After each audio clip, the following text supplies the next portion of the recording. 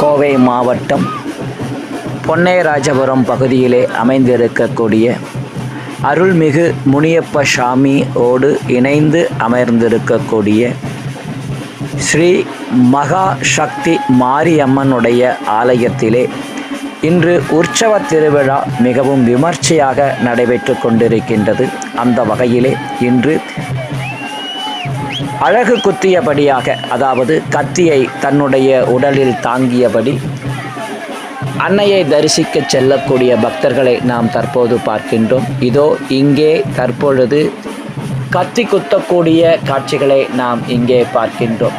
குறிப்பாக 10 கத்திகள் ஒருவருடைய முதுகிலும் மற்றொருவர் முதுகில் 8 கத்திகளுமாக இருவர் கத்தியை சுமந்தபடி தன்னுடைய வேண்டுதல்களை நிறைவேற்றும் வண்ணமாக அன்னைக்காக தன்னுடைய உடலில் கத்திகளை தாங்கியபடி தன்னுடைய வழிபாட்டையையும் பக்தி ஸ்ரத்தையோடு செய்கின்ற காட்சிகளைத்தான் தற்பொழுது நீங்கள் பார்க்கின்றீர்கள்.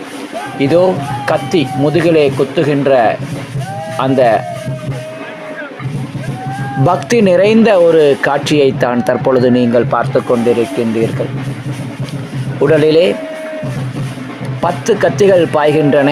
ஆனால் ஒரு சொட்டு ரத்தம் கூட வரவில்லை. அந்த வகையிலே அன்னை அவர்களை காத்து இங்கே ரட்சித்து அவர்களுடைய வேண்டுதல்களை நிறைவேற்றி அருள்வாளிக்கின்ற அற்புதமான காட்சியைத்தான் நாம் தற்பொழுது பார்க்கின்றோம்.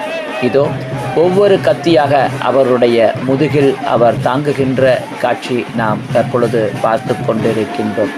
10 கத்திகள் முதுகில் தாங்க அவர் ஊர்வலமாக அன்னையை தன்னோடு உள்ளத்திலே சுமந்தபடியாக பக்தி ஸ்ரத்தையோடு ஊர்வலத்திலே கலந்து கொள்ளக்கூடிய காட்சி. எல்லாம் வல்ல அன்னை லோகமாதாவாக விளங்குகின்ற சக்தி மாரியம்மன் அவர்களுடைய உடலிலே இந்த கத்திகளை தாங்கக்கூடிய சக்தியையும் தந்திருக்கின்றாள் என்பதனை நாம் உணர்கின்ற பொழுது அன்னையனுடைய அருளை நினைத்து பூரிப்பு கொள்கின்றோம். மகா சக்தி மாரியம்மனுடைய அருள் பரிபூரணமாக பக்தர்கள் அனைவருக்கும் நிறைவதாக அன்னையின் பாதார விந்தங்களை சரணடைவோம். மகா சக்தி மாரியம்மா எம்மை காத்திடுவாயாக. ஓம் சக்தி பராசக்தி, ஓம் சக்தி பராசக்தி, ஓம் சக்தி பராசக்தி.